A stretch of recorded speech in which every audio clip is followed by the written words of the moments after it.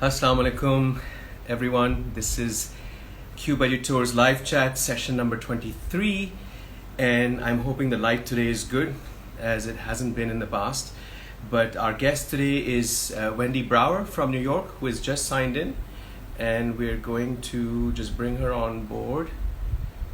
Here she.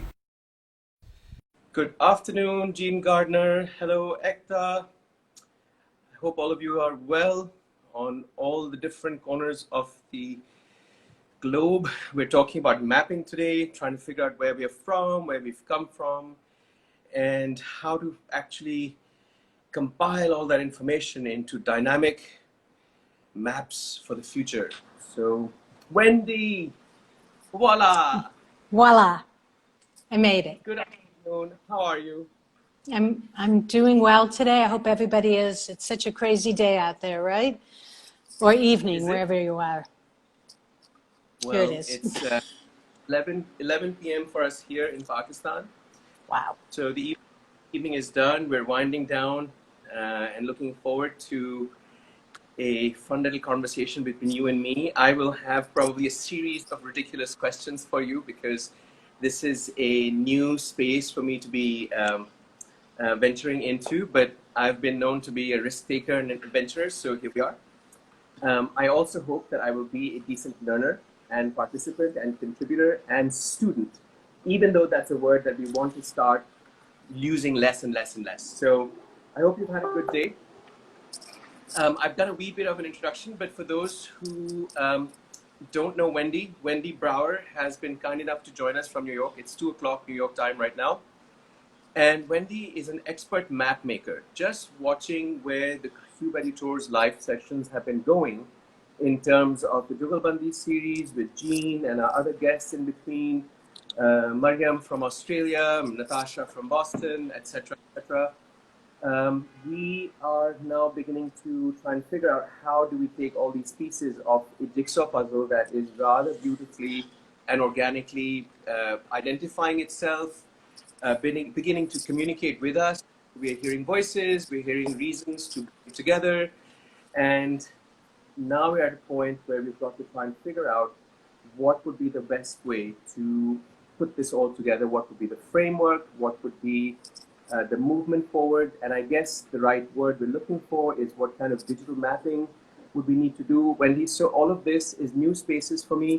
I love maps. We've been talking about maps through the editors for years. I always pull out ancient maps and get people to see what the word place means and where we could belong, and that belonging is not a fixed entity. You know, I always talk about belonging being part of a movement through thousands of years. And actually, I hope that at a time in the 21st century where identity is such a sensitive topic, that we can actually give at least the Pakistani audience, and then more importantly, the Pakistani diaspora, expats that live in other parts of the world. It could be Pakistani, but it could also be the Lebanese, it could also be the Egyptians or the Chinese or the Indians living in other parts of the world, to get everybody to start thinking about how each of their identities have shared histories. So they don't necessarily need to feel like outsiders in whichever country they're living in, if they just take the time to actually find the connections and join the dots and say, actually, if we go back far enough, we probably were friends once upon a time and trading in materials and had families and tribes that were interacting with each other. So where do you think that the Cube Editors and what Jean and I have been talking about, what would be a map for you today, and where do you think we should all together, including you, what direction should we move in, do you think, Wendy? I mean, you're the expert. Well, first, let me acknowledge that I'm on the territorial lands of the Lenape people and that I'm relatively a newcomer here in New York. I moved here in 1986, and so now I live on the block where my great-grandparents lived. So it's a place I heard about as a child growing up in Detroit. And it just confirms to me that we're all linked by place, like you say, in Right. some ways that we can't really fathom. Right. When I start to talk to people about mapping, I ask them, who's the map for? because to me, one of the interesting realities, having made maps for 25 years, is how our relationship with the map has changed. And if you're making a print map, it can be very expressive. It can include all kinds of imagery and placeness. What do you say? Spice of home, however you want to call it. But they can really be personalized. And that's much harder to do with a digital map. A digital map also, it knows where you are. It's a different kind of navigation experience than trying to find yourself, where am I on this paper map? And we have to remember, there's many kinds of people who are not using digital platforms still. So if we're making a map that's supposed to be an inclusive image and be used by everybody in our community, you may need to make it in two mediums. You may need to make a print version and an online version. So it complicates the question of what kind of map are we making just by focusing in on who the map is for, and then thinking about what's going to really grab their attention. What's going to make them feel like, oh, this map is for me. It's going to offer me guidance and show me a perspective on my home place, which I may have been in my whole life, that I've never seen before. So how do we break that barrier around technology in a way? Because I've really seen it be a barrier as much as it is a help to people. So it's important to consider that. So that's amazing. So I think that, in fact, maybe before we even identify the user or the participant, or maybe we should first define what is a map. You know why I say that? Earlier today, as I was wandering around my day, just doing my boring chores, it dawned on me that when I moved back to Pakistan and I started my architecture practice, I forgot to mention this to you yesterday, that it would, the engineers and the clients would both say, oh, you need to fix XYZ thing in my house, or here's a plot of land, here's the map. And I used to think, why is he giving me a site map? So I quickly realized that the word map was being used for floor plan. And submission drawings were maps.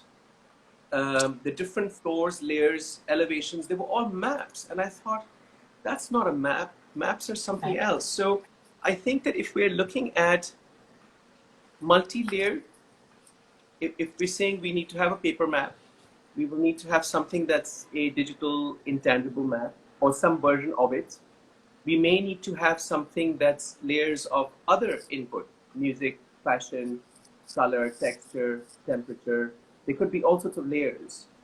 And in its complexity, Mariam and I talked about this the other day. Like you said, I'm going to acknowledge the land that I'm on. And it's been going round and round in my head that I want to be able to start these conversations also and say, first of all, I'd like to acknowledge the land that I'm on. And it's thanks to all the diversity that the River Indus has given this region. So that would be my closest acknowledgement and show of gratitude to where I'm at in terms of place. So I hope Mariam is listening to this, because either she'll send me a message saying you're so wrong, or this is not a bad, not a horrendous direction. But so what is a map, Wendy? Let's define that. What is a map? Well, to me, it's basically... Right? Yeah, I mean, way at the beginning. It's really a depiction of place. And what I love about maps is that they're universal. You do not need to know the language to understand the map of that place. And it's a way to capture perspective, and you can share it very far with very few resources. So to me, it's been a very powerful communication tool.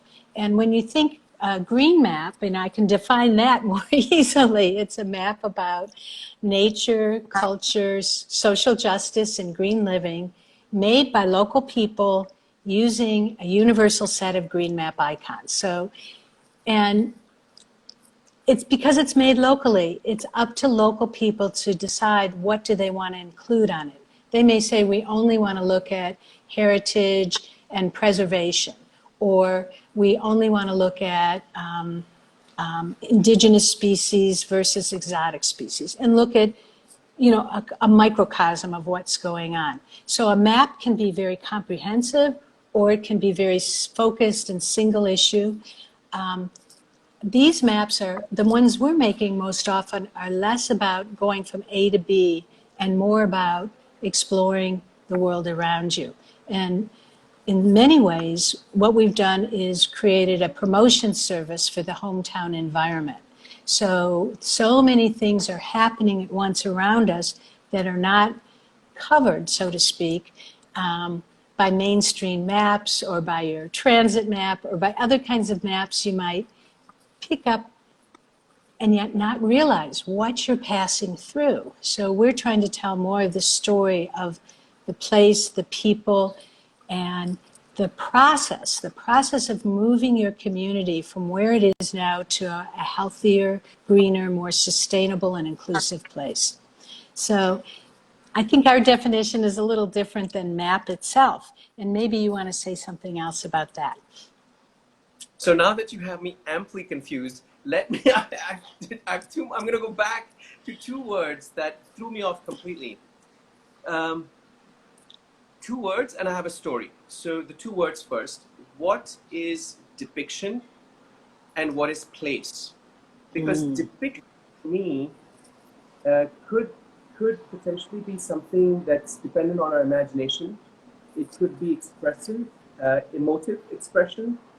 And I find that depiction, if you look at the word depiction in terms of the history that we've been fed for millennia, it has potentially depicted an agenda, depicted what it wanted to depict or portray or reflect. Yes. And it has undepicted, as far as I'm concerned, the more important and relevant experiences. So I'd love for you to help me understand depiction better and what is place. So my question for place, again, yesterday, I got in touch with a friend of a friend's from New Mexico who gave me the most amazing gift. Again, I forgot to mention this to you yesterday because I was bombarding you with all sorts of other rubbish. So the Acoma Pueblo, I spent Christmas Eve at the Acoma Pueblo on the mesa while it was snowing, and then as the snow cleared, the moon came out. We were standing in front of the church, very classic Catholic, Spanish-influenced church, no lights, no gas, no heat, frozen floor in the middle of the cemetery, waiting for the doors to open. Would climb up to the church, and essentially, once I'd seen their version of the nativity scene, the Native American version, that they had depicted based on what they'd been taught by the Spaniards, then the buffalo dance happened, and that was mind-blowing. So in terms of place, at that point, that was my place. I didn't think that I belonged anywhere else for that hour. Right. Right. So then what does one do with both of these things? What is depiction in a map, and what is place? Right. These are really good questions. All maps are subjective, I want to say. All maps are leaving things out. All maps are edited or created to share a certain subset of what's really going on. And I don't know that there is a map that's really comprehensive, a comprehensive depiction of a place. And now, place, whoa. There's so many boundaries that are created. And this is one of the exciting and interesting things about working digitally is there is no boundary. There's no edge on your map. There's no frame unless you choose to put that on there. And so what you think of as place might reach off in another direction that other people might say, wait a minute, that's outside the political boundary or outside the bioregion. And actually, that's Jean who taught me so much about bioregional thinking and how inclusive it is and how important we think about questions like where our drinking water is coming from and how do these places that supply the place where we dwell, how are they connected? So place is very, very large. And it's also, there's the time factor. Like we were just talking. I showed you yesterday the map that I Yes. carry Wow. around with me. Oh my God, And I beautiful. don't, a beautiful map, and I'm sorry I don't have it handy right this minute, but it's 1609, which is, quote, discovery of Manhattan.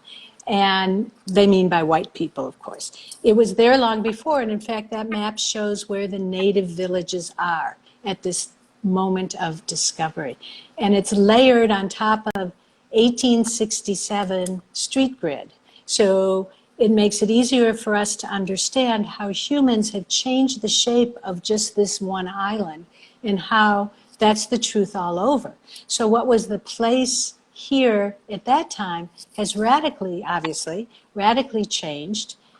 But I actually feel with climate change and all that's going on, the landfill all around Manhattan is likely to disappear again, I think, within the next 50 to 100 years.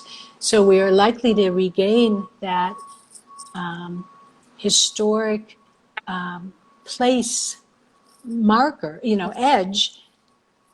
And we try and include that line on our map, actually, to show that historic shoreline. So we've included it on maps made for kids, on maps showing the past, present, and future of this community. And when we say future in that case, it wasn't infinite future. It was projects that were currently in planning stages that it included.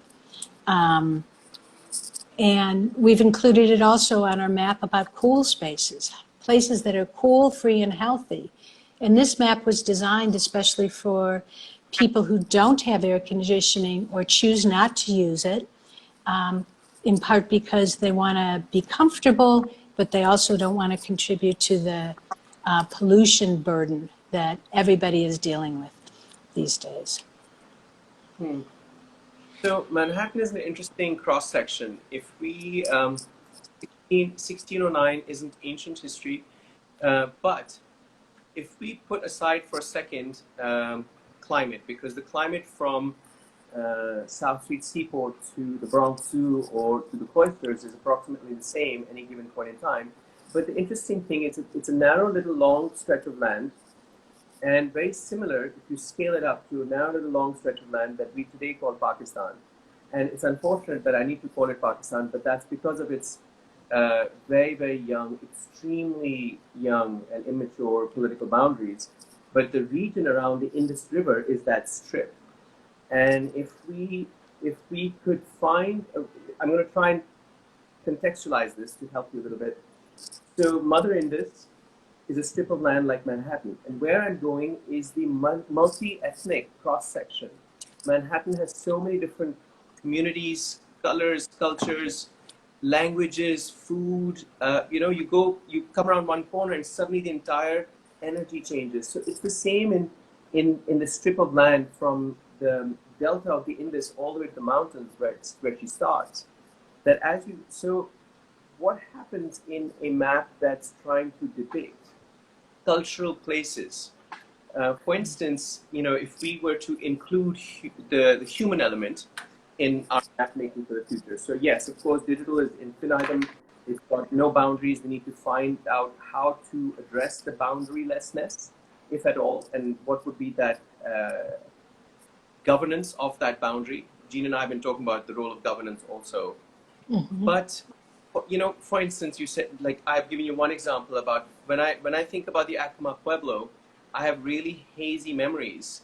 But those are the ones that I have. I remember the moon, I remember the snow, I remember waiting, and then I remember being completely taken to another world when the couple came up the stairs with this giant bonfire, they did the buffalo dance. We were not allowed to draw, not allowed to take photos, not allowed to document it in any way whatsoever. And so I think for those 15, 20 minutes, I hadn't blinked. I stopped breathing because I didn't want to miss an absolute second. In the same way, Damascus, if you ask me what I remember from Damascus pre-war, so I was in Damascus in 2000 and, I don't know, 7 or 8. And it was fine. It seemed like an older version of Istanbul, gorgeous city. But what do I remember of Damascus? I'm an architect. You think I would remember the black and white striped pillars and the domes. I remember the smell of the bread. The one memory that's in my head was just, and forget all the other phenomenal food, the beautiful people, the music. I remember the bread. Like that's, if I was to want to go back to Damascus again, it would be for the bread. So how do we extract those, like Jean says, you know, our memories that our body ingests like osmosis, and we take it in from our entire physical being, not just the brain. How would we place these different things? So you might want to place on a map of Pakistan right now what you've heard about it from the media. Jean might want to talk about how there's a water table underneath the river Indus that runs, which is why it's giving rise to the wells and the lakes. So I want to talk about the music that changes from north to south, or the way the women do the embroideries, or the sport that they play. Right. How do we include all these different things that are not linear? Right. Well, getting the smell of the bread on the map is not so easy, but the there are wonderful and free products like Esri's story map. Esri is one of the biggest geographic information system companies in the world, and they've created this free tool called Story Map. And what I like about it is it's up to the viewer, the user. Am I reading a map or am I reading a narrative?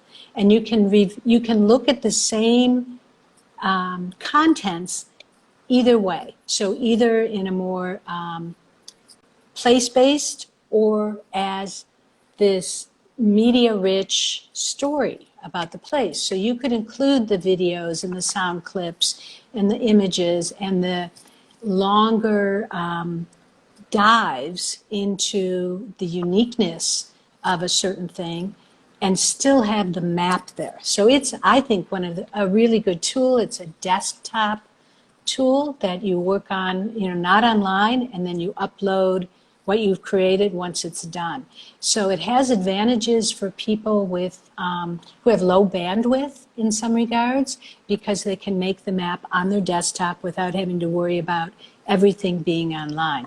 There's many, you know, it's not super easy to learn, but there's a tutorial actually on our website at greenmap.org. If you look under interactive mapping, we've looked at 4 or 5 different platforms there, and we've assessed them. And I have to admit, the assessment's probably 18 months old, but it compares, is it free to use, who owns the data, what can I include? Oh, great, somebody just added the link there. Thank you, Shikar.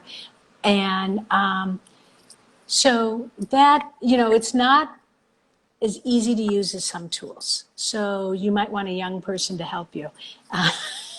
That's how I look at it.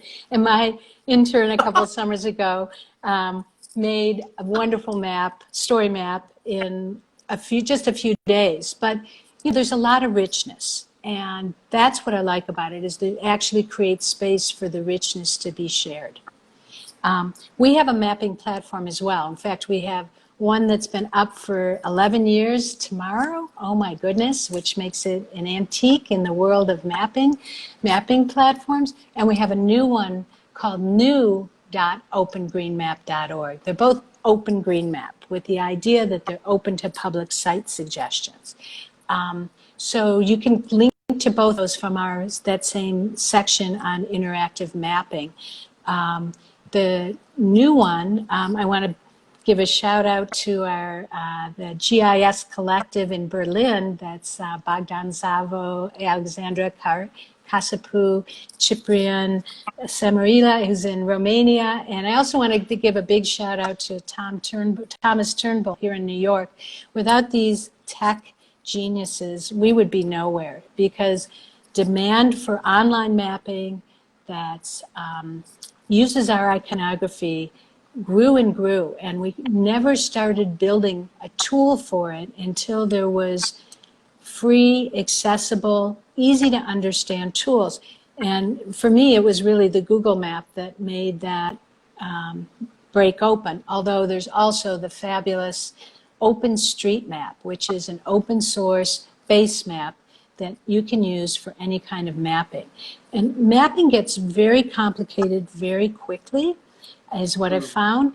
And sometimes if people are beginners, I suggest Google My Map.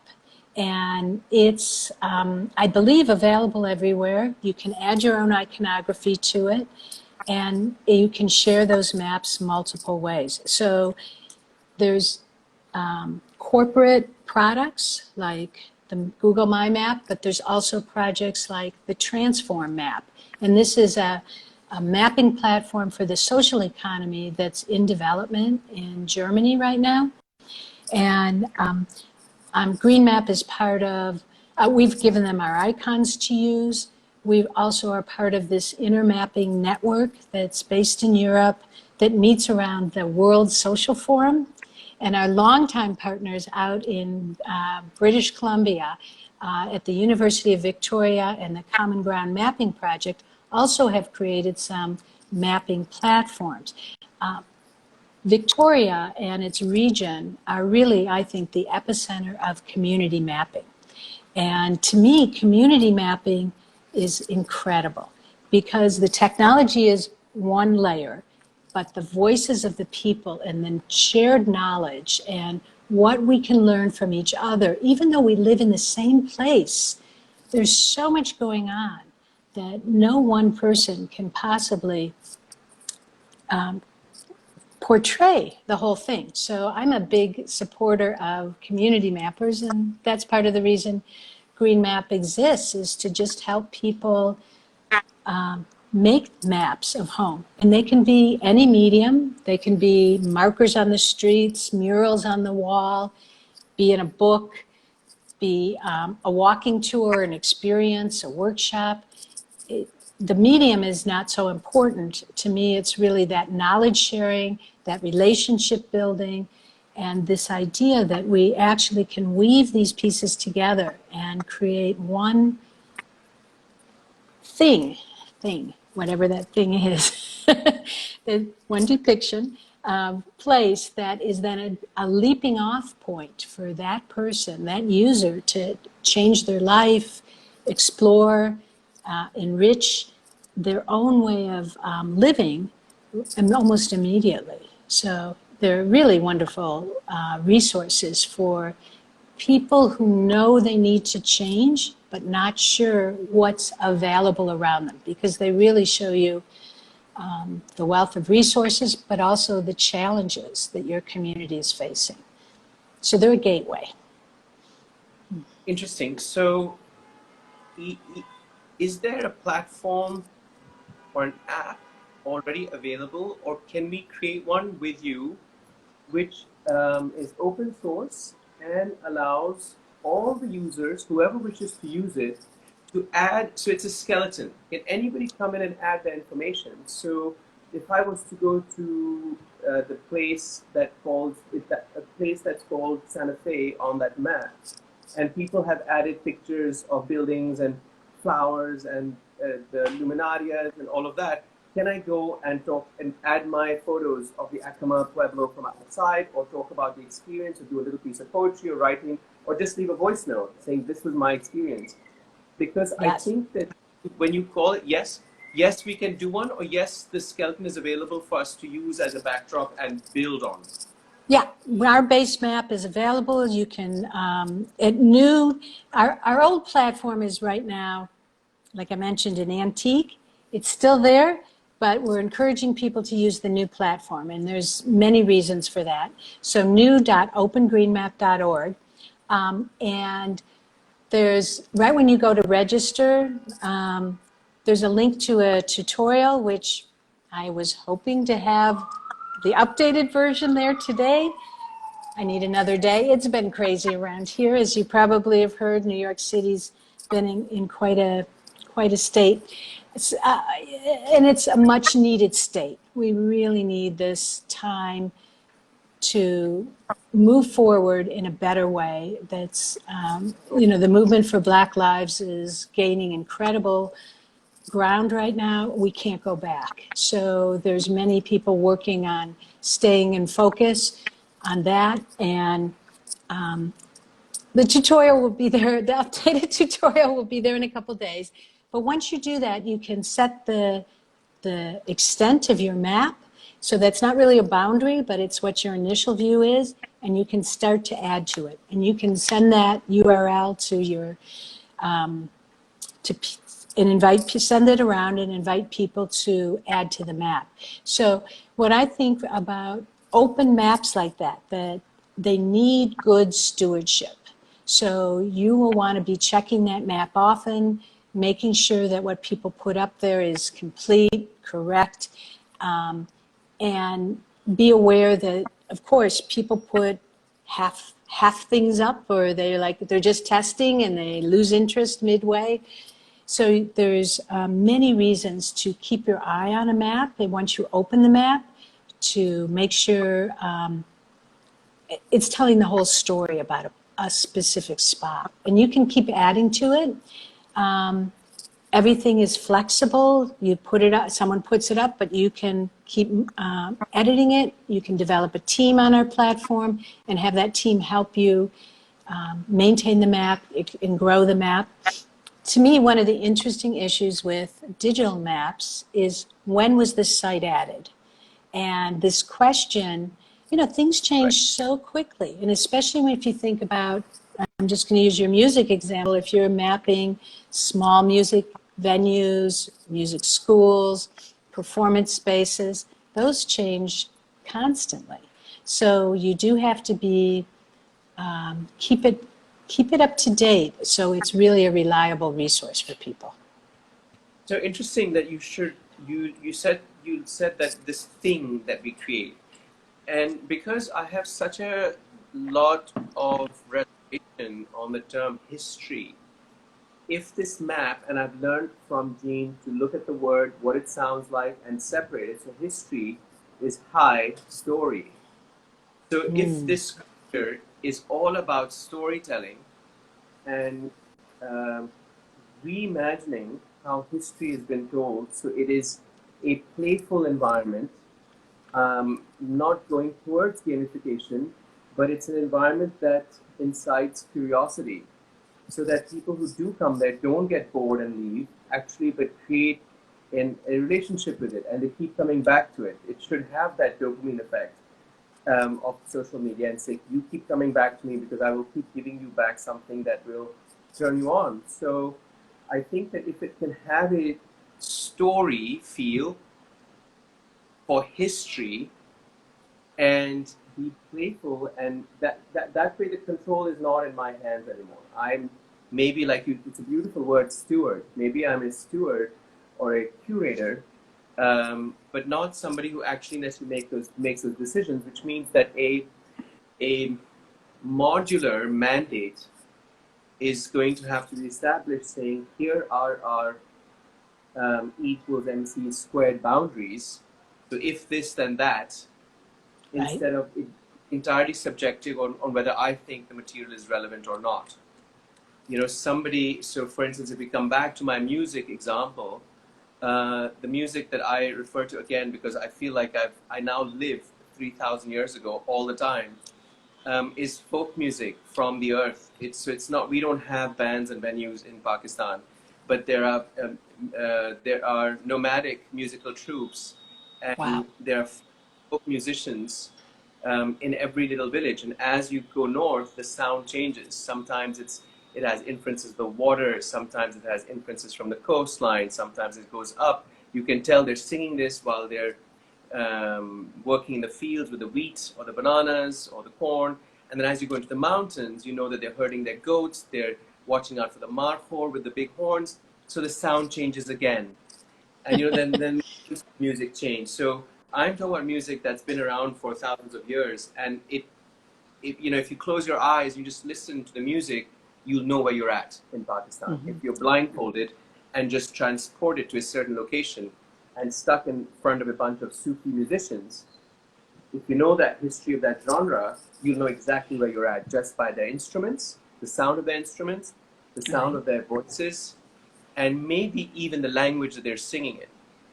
So I think it'd be really fun to look at this high story, playful, game-like environment where the participants kind of make their own rules for the game within that modular stewarding system, if that's possible. Does that make any sense? Yes, it does. A green map example from Copenhagen, this is years ago, but they created an advisory group that sets standards for example, if you were mapping restaurants, organic restaurants, what percentage of their ingredients had to be organic, and they had turned out they had to make a summer and a winter percentage because there was less local produce available in the winter that was organic. Right. So these things you find out as you go along, but they set basic criteria for several themes and put those criteria right on the map. So if people said, hey, why isn't my such and such a place on the map? Right. It would be check that criteria. So it really answered some questions about that. When you make a print map, you're kind of taking a photograph. So it's a moment in time and place. And generally speaking, you don't change that paper map. I mean, you can write on it and things like that or tear it up, but it's going to stay the way it is. And it's actually a really valuable tool. This is something else that we kind of lose with digital mapping, is this sense of history, this sense of change. Everything, if it's gone, it's off the map, or maybe it says closed.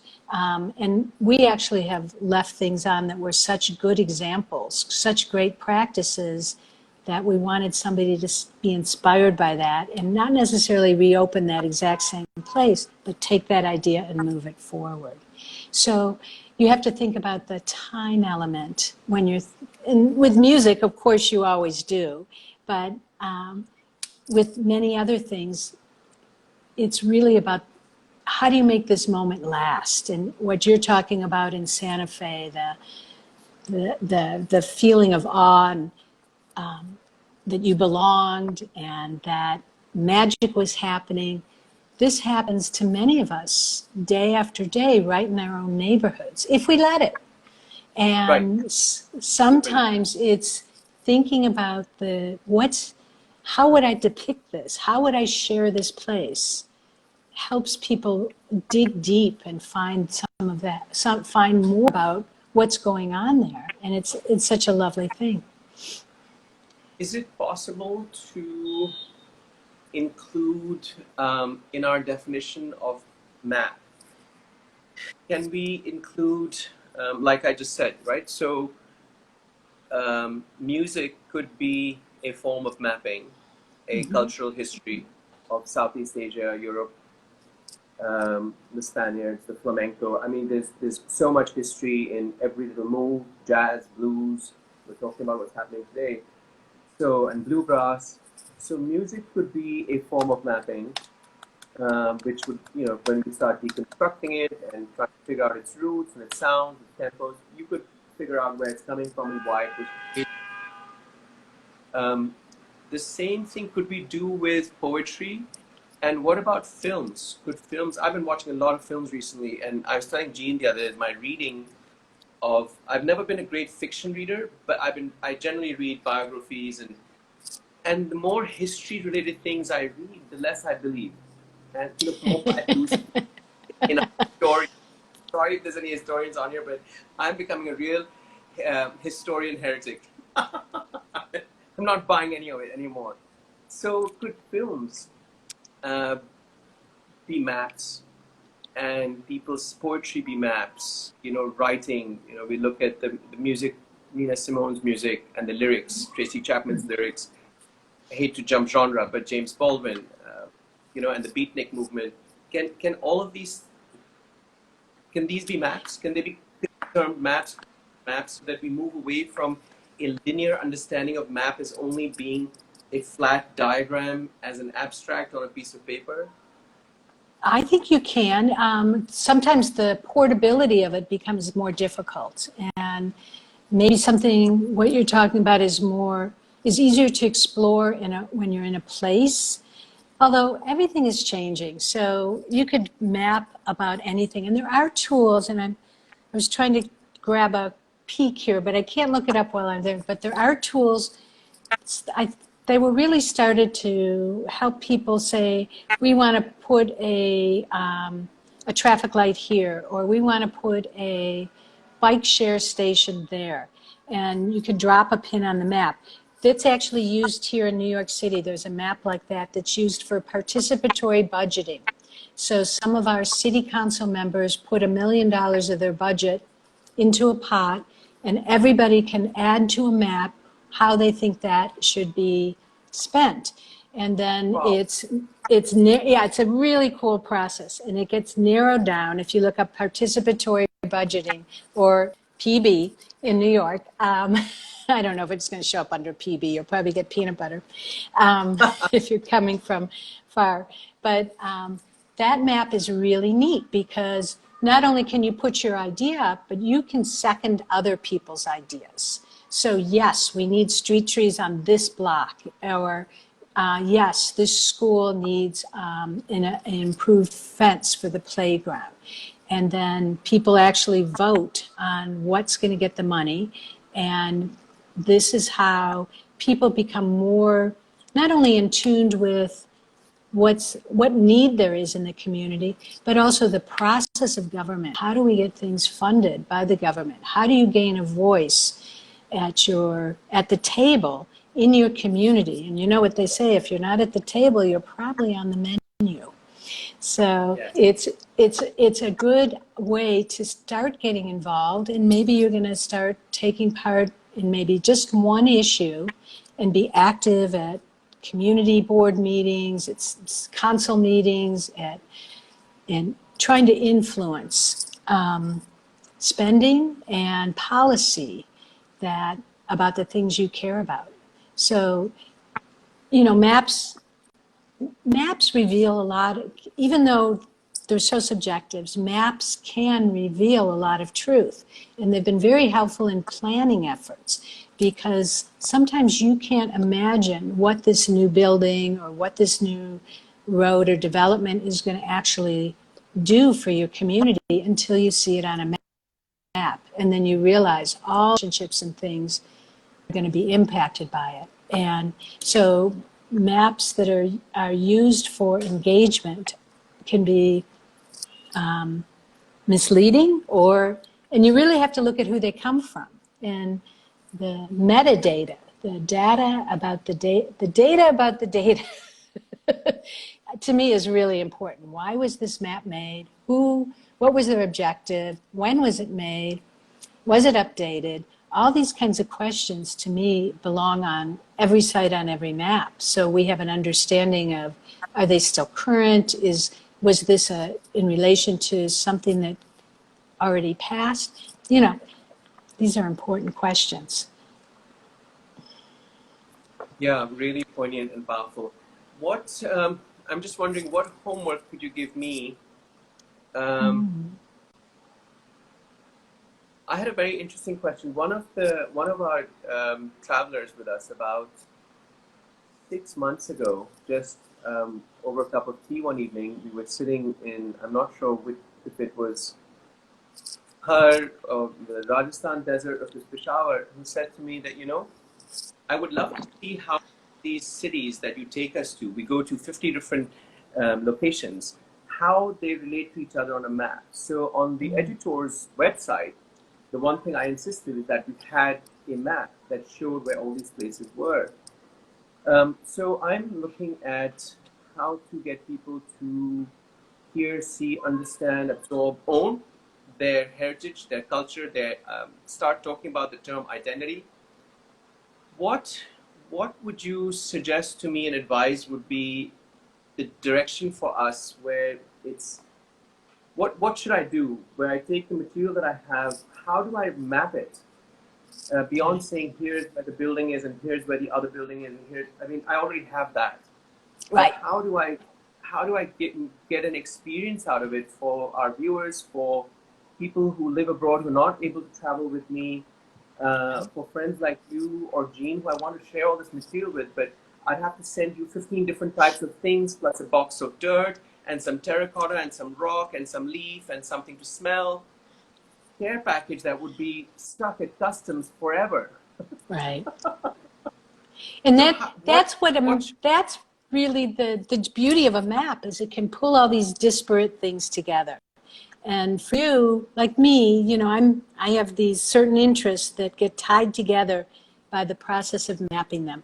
And while I'm thinking about, like you, and so you already have some places, and that's a good place to begin. But do you have right. somebody in each of those places that can help add, I'm going to use the word color or content or depth to the story about that place? And you probably have a zillion photos. I have And, you know, you could even, if I were you, I might even say, go back and tap some of the people who took those tours and find out what was meaningful for them. Like you said about Santa Fe, all the experiences you had, there's the one. But maybe that's a place to begin, is with some of those things that were really moving to people, that got them really thinking and moving forward. Because part of what we ask people is think about, are the people who you're making the map for actually interested in? And you have a good sense of that, but how do you get their curiosity moving more? And it has to be full of surprises. And I agree with you on the playful discovery. And maybe it is a game, and maybe you do incentivize it in some ways for getting people to reply to a very brief survey or questionnaire.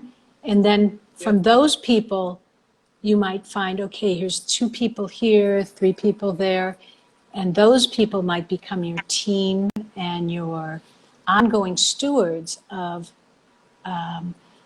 things that you map about that one place. So What about the it's people from the place? What about, so wherever we go, I always find a local to tell us a story about their life, their family, the history of that building. There's always some kind of little village attached to one of these ancient architectural sites. And I talk to those people, I have them come and meet us. You know, Wendy, there's a huge gap between the urbanites and their relationship to these architectural sites, because they're all in rural environments, they're mostly inaccessible, and there's infrastructure missing. So restrooms, places to stay, what does one eat, is it safe, security. Right. So I get all that homework done, I take care of the logistics. When we get there, then we have the opportunity to reveal the local storytellers. Right. You said this right in the beginning, that it's a language one needs to learn. So that's the only thing that makes me wonder, how do we make this language free of any language? This is the really hard part. That's why we have 170 icons, to at least give people a general sense of what goes on here. And those icons have a globally defined meaning, but they can be set in the local context, because the world is very different everywhere you go. So we don't say to people, you've used the wrong icon here, it should be this one, because they have maybe set the context a little differently or very specifically. So that's one way to do it. Photographs are amazing. There could be a video with subtitles if you wanted to go down that route. I mean, I'm just speaking practically. How do you do something without worrying about language? I don't think it's so easy now to see what something says in another language. There are translation tools. There there are ways to collect things that we didn't have access to a short time ago. I'm thinking of an example for you from Lebanon. There's a group there who, at the American University, they worked with villages all over Lebanon, mapping biodiversity. And every village chose their 3 most important species of trees. And they were all native trees. And then together, lots more of those trees were planted in and around the village. And there was a young student who wanted to develop an app so that when you were near one of these villages, it told you. So you'd know I could actually go there and see the tree that was the most important in that community.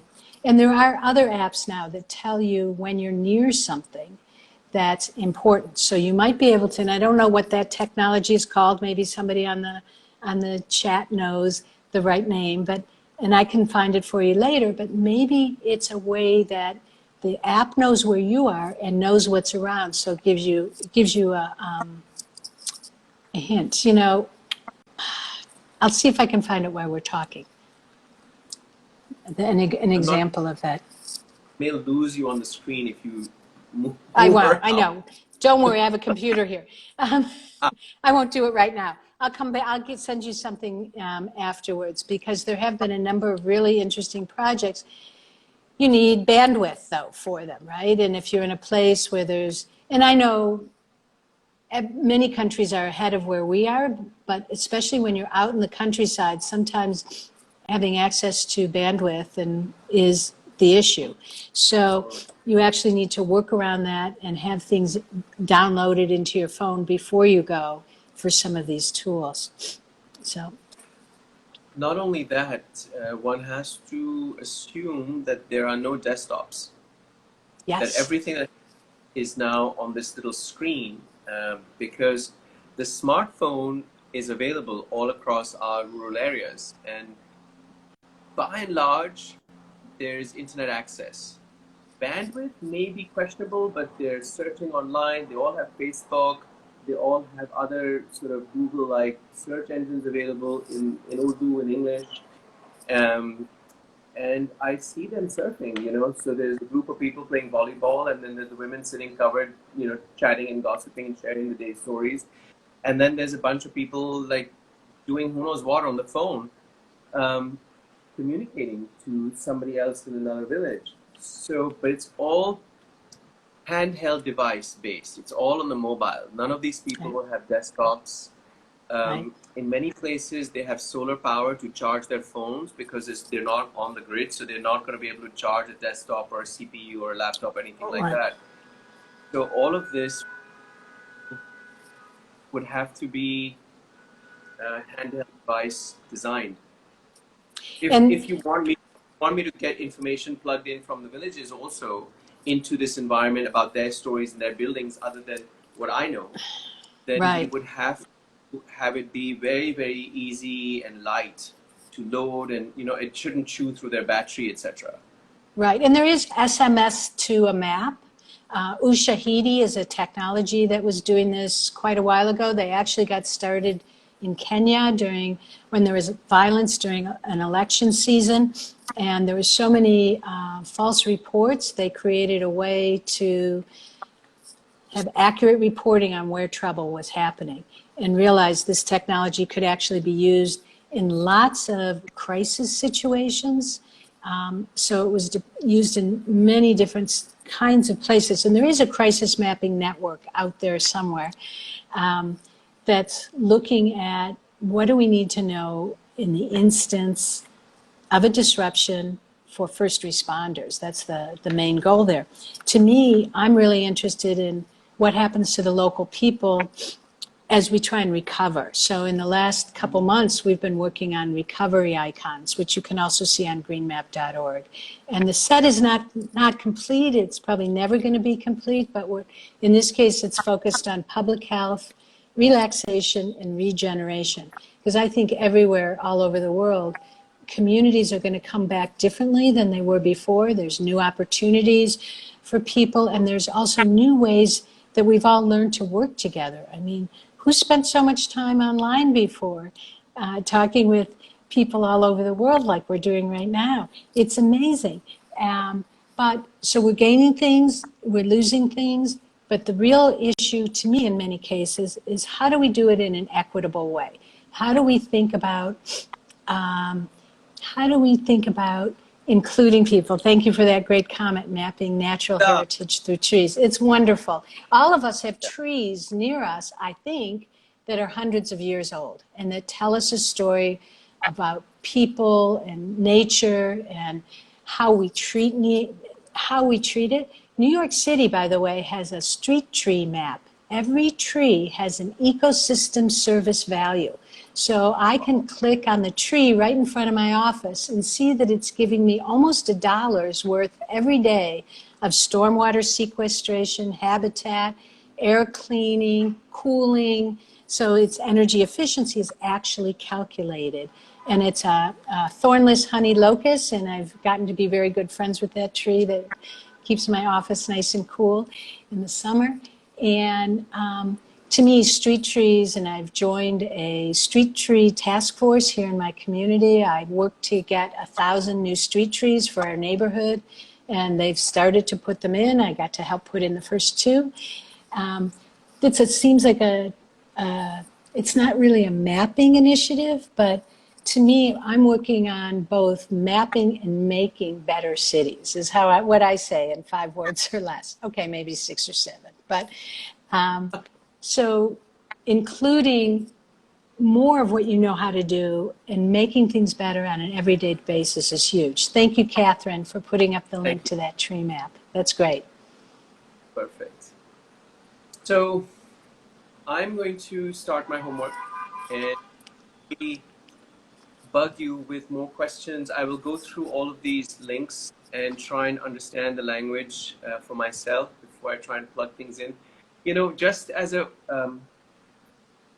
concluding comment, because we're unfortunately out of time, sometimes I just wonder if we make all of this information that's been hidden and a little secret to explore and discover online, if it might be too much exposure and potentially a little exploitive to these hidden communities that have actually been saved from the ravages of modernity by being disconnected.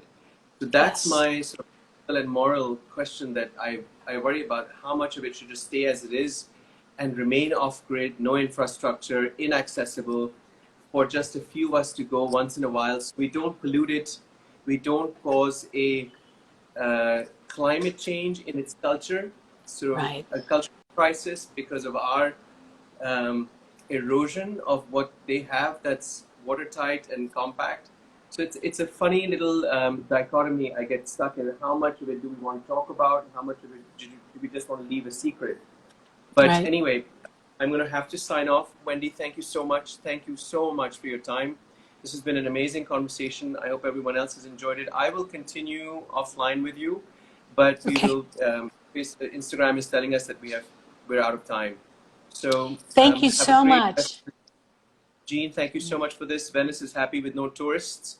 Yes. We are our own tourists now, right? We all need to support the local tourist sites as well ourselves. So relocalization is also part of this. Thank you so much, Zane. I really enjoyed this. I'm so excited that we've met and I've been introduced to you. You've taken time out for me twice in 2 days to talk about this. It's been really, really educational, and I will follow up. I promise I will do my homework. Thank you so much. Take care of yourself. Be safe, and we'll speak soon, Wendy. Thank you. Take care, everyone else. Khuda Hafiz from Karachi. Till the next session. Thank you.